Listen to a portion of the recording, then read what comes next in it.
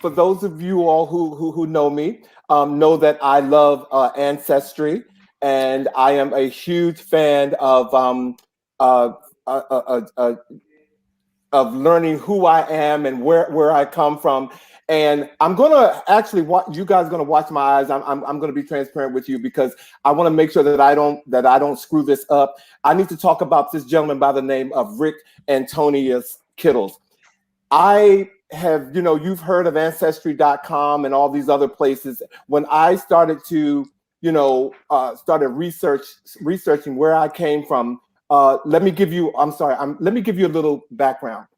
I am I'm the fifth son of six kids to my mom, and my dad left very early. I think I was 10 or 11 when my dad left. So I grew up in a single family home, and so I didn't get a chance to actually see my dad or be around him until I was 40. So from age 11 to 40, a whole bunch of things happened. Okay. And when I became of age, I wanted to know, my last name is King.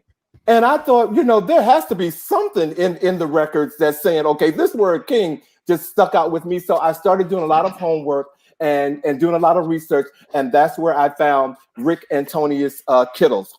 Let me tell you a little bit about him, and bear with me as I look at my teleprompter over here because I need to make sure that I get it right.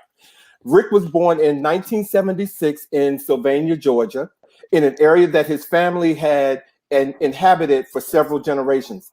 But he grew up in central Islip, New York, that's near Long Island, right outside of New York City.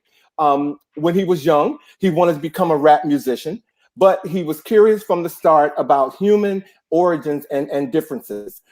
Geneticist Dr. Kittles, a professor now at Ohio State University, became one of the hottest young scientific researchers in the country in the early 2000s.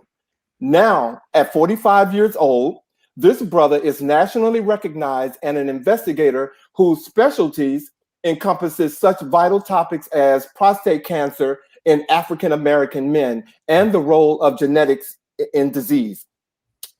But it's outside of his academic world.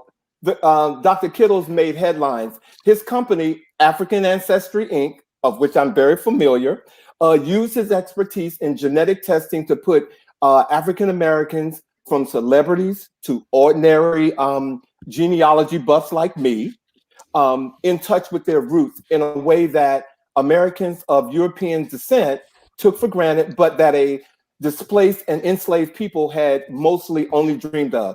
Dr. Kittles offered his customers a glimpse into their specific African ancestries and pinpointing an actual African ethnic group to which one or two of the customers' ancestors had belonged.